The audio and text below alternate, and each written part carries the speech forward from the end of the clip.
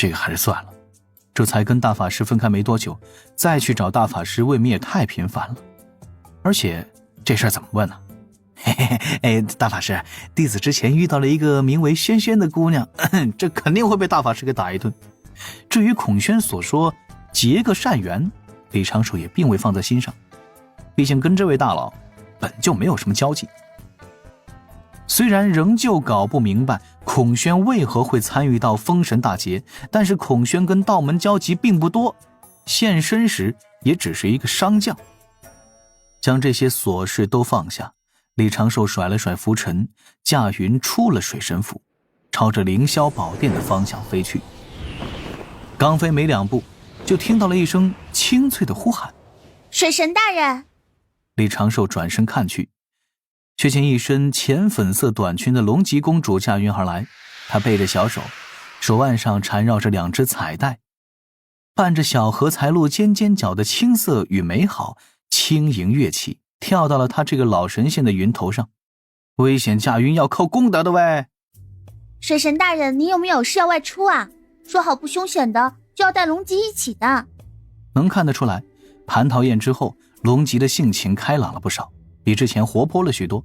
李长寿笑道：殿下，你该不会一直在这附近埋伏着吧？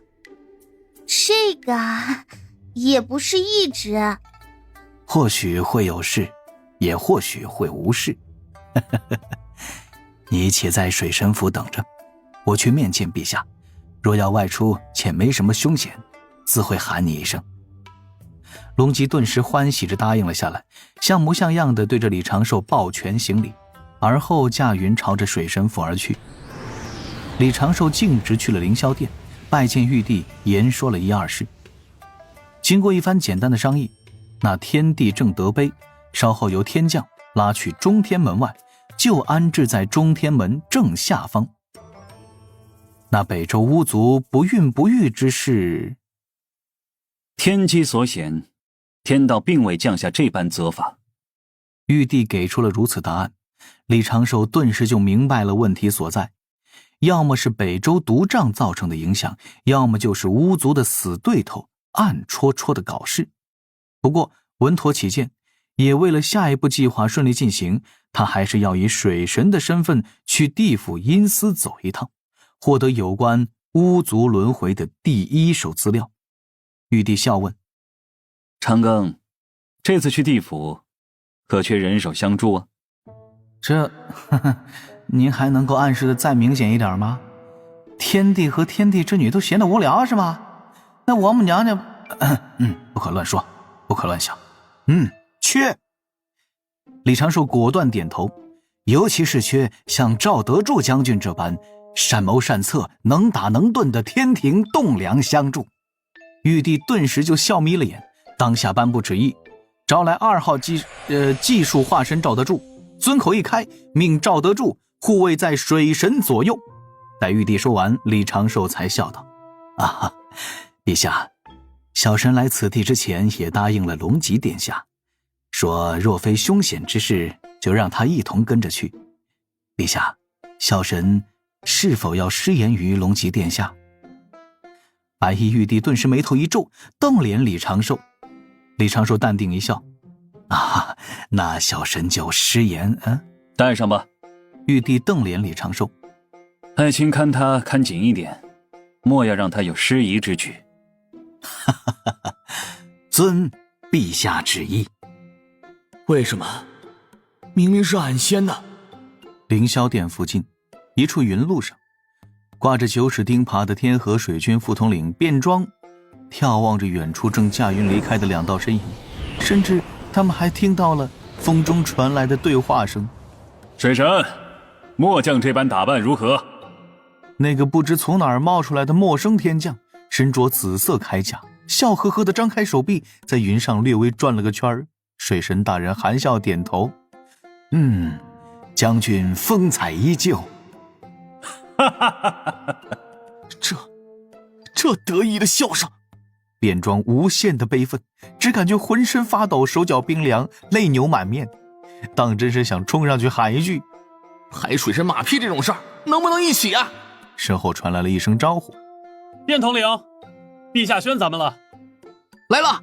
卞庄缩了缩脖子，将酒水钉耙像大剑那般背起，连忙跑了过去，与10几位天兵统领、副统领一同匆匆入了凌霄宝殿。根据通明殿此前传达的命令，12部天庭兵马很快就要开始招纳新一批的天兵天将了。这次玉帝召见他们，应该就是为此事。李长寿的仙识捕捉到了这一幕，与玉帝2号化身赵德柱聊起了天兵扩招的细则。如今的天庭在招纳天兵时，是将天兵忽悠来，直接分入各部，由统兵将领自行操训。李长寿提出的改革举措并不算激进，仅仅是在当前的天兵制度上面加了一道工序，立储兵殿。凡入天庭之天兵，由储兵殿统一操训，待习得组阵合阵之法，再由各部天将挑选，归于天庭12部序列。如此，新天兵形成战力的周期就会大幅度缩减，也能够平衡各部的实力。玉帝化身赵德柱传声说着：长庚爱卿，你此前所说的兵源问题，吾已思考良久。如此短时间想要招纳足够多的天兵，确实不能只靠下3重天的天人族。虽如爱卿你上次所说5部洲之地散修，3000世界之散修，确实并无太大差异。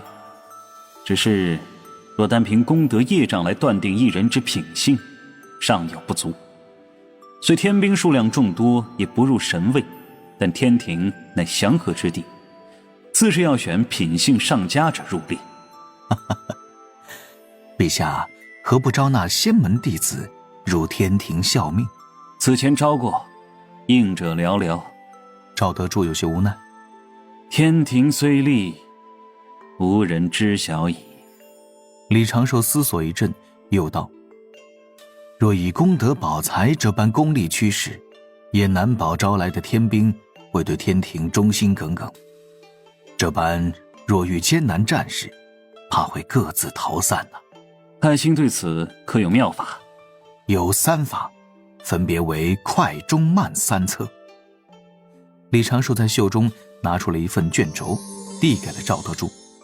后者满脸郑重，将这画轴缓缓打开。天兵入列集体立誓，超级天兵9啊！3000世界天兵训练基地。爱卿，妙啊！啊，小神也是琢磨了许久，陛下您路上可以看一遍。若是哪里不满意，或者是小神思虑不周之处，陛下您指出来，小神立刻修改。真是这商量着来奏表啊！赵德柱连连称善，没觉得这般有什么不妥，抱着画轴细细品读，很快就将画轴收了起来。没办法，水神符已经到了。某位等待多时的公主殿下跳到了云上，对着李长寿欠身行礼，眨着眼，有些没底气地问着：水神，这次可去吗？可啊，这位赵将军与我一同去地府出一次公差，后续还可能去北距泸州一趟，你可要一同去？龙姬双眼一阵放光，各种点头。李长寿叮嘱：殿下稍后还需要隐藏身份，你就暂且称我一声师兄，莫要对旁人言说自身根脚。这位赵将军乃陛下心腹大将，也莫失了礼数。龙姬见过赵将军。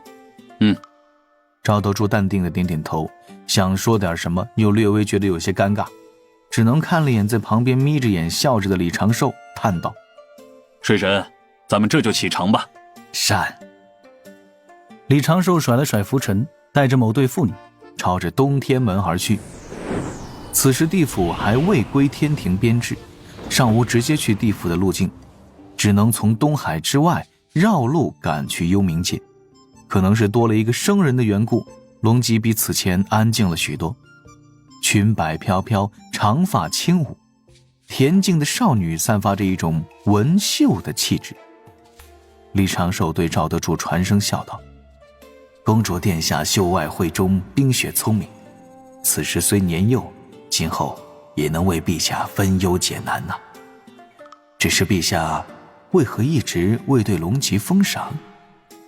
赵德柱摇头轻笑，传声回道：待天庭兴起之后再说吧。如今天庭尚且不稳，他修为尚低，不必急于一时。倒是爱卿啊，你当真没有收徒之意？哎，陛下，实不相瞒，小臣修行至今不过数百岁，龙吉殿下炼气士何必论岁？你都说了，吉尔冰雪聪明，且吉尔对长庚尼满是仰慕。据他母亲所说，现在每日都是水神水神，便是睡着了也是梦呓不断。吾虽身为天帝，也不能逼着你，这事儿还是要你自己来决断。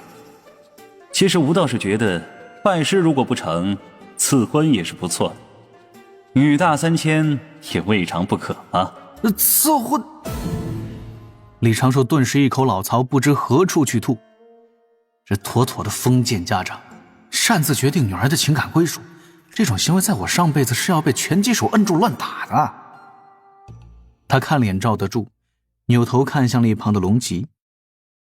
龙吉，你可还愿称我一声老师？正在旁边暗戳戳脑补水神与赵德柱大戏的龙吉，闻言顿时愣了一下，小脸泛红，身子前倾，脚尖都点了起来。愿意，龙吉100个愿意。我也无法指点你修行，只是传授你谋略之道，算计之法。李长寿在袖中取出一只玉符，这是敖乙整理的一份兵法，便算你入门的礼物。龙吉喜出望外，抱着玉符爱不释手，随后又对着李长寿连做了3个道揖，起身之后口中小声喊：老师。先看这份兵法吧，不懂就问。李长寿温声道，扭头看向一旁的赵德柱。赵德柱略微摇头，目中流露出了几分失望。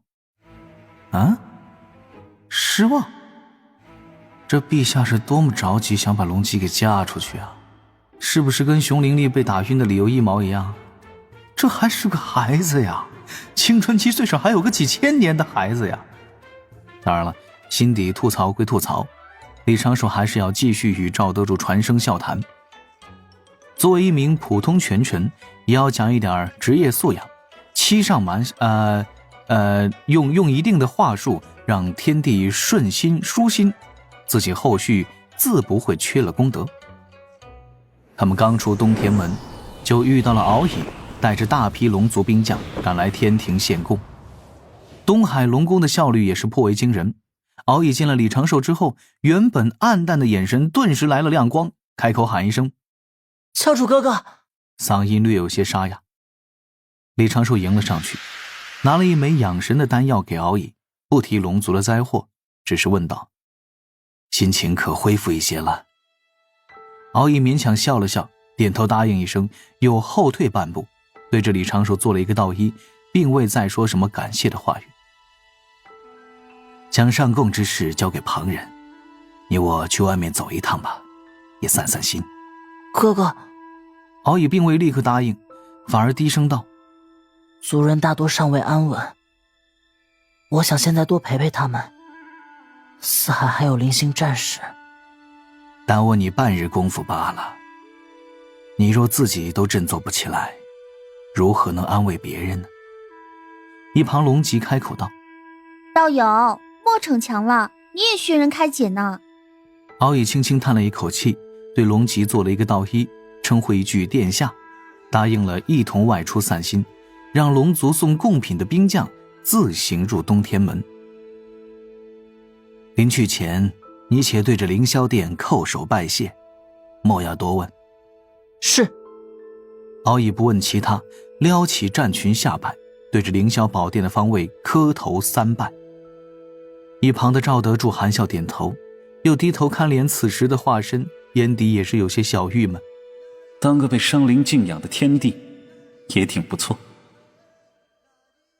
3个时辰之后，幽冥界丰都城东侧雄关，这一线天侧旁的悬崖顶端，2个酒足肉饱的壮汉抱着各自头套，倚着大石仰躺在那儿。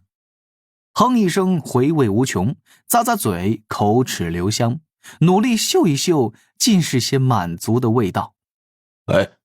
妈，咱们啥时候再去找水神呢？跟着水神到处晃荡，比在这儿闷着简直不要太舒服啊！没戴头套加什么叫唤声？龙族这次被西方搞得好惨，西方不愧是2位圣人老爷的大教，下手之黑比那些妖祖宗都有过之而无不及呀！牛头嗤的一笑，哼，还不是被水神给破了吗？海眼被撞开又咋地？不也是被堵住了吗？不过这话说回来，水神好强啊，乌泉他都能堵上。马面拍拍自己的肚皮，嘀咕道：应该只是稳定住了，还是会有隐患吧。正此时，一缕传声入耳。2位道友。牛头马面眼睛一瞪，立刻跳起来，手忙脚乱戴上头套。水神。是我。一别几日，2位可安好？牛头马面用力的点头，2个人朝着东边张望，很快就想起了他们元神并不是很强，探查范围有限。此时牛头马面只能看到头顶上方有大批魂魄真灵自远方飘来，山崖下有几个炼气师驾云而行，是来阴司办事的生灵。李长寿的传声再次飘来，带着几分笑意。2位，我此刻还在万里之外，正带着一位天庭大将赶过来。这位将军来历非同小可，来地府也是为了查看地府状况如何。他在玉帝陛下那儿说一句话，比我说10句都管用。地府若有意入天庭管辖，得天庭护佑，这次还需要好好表现，小心应对呀。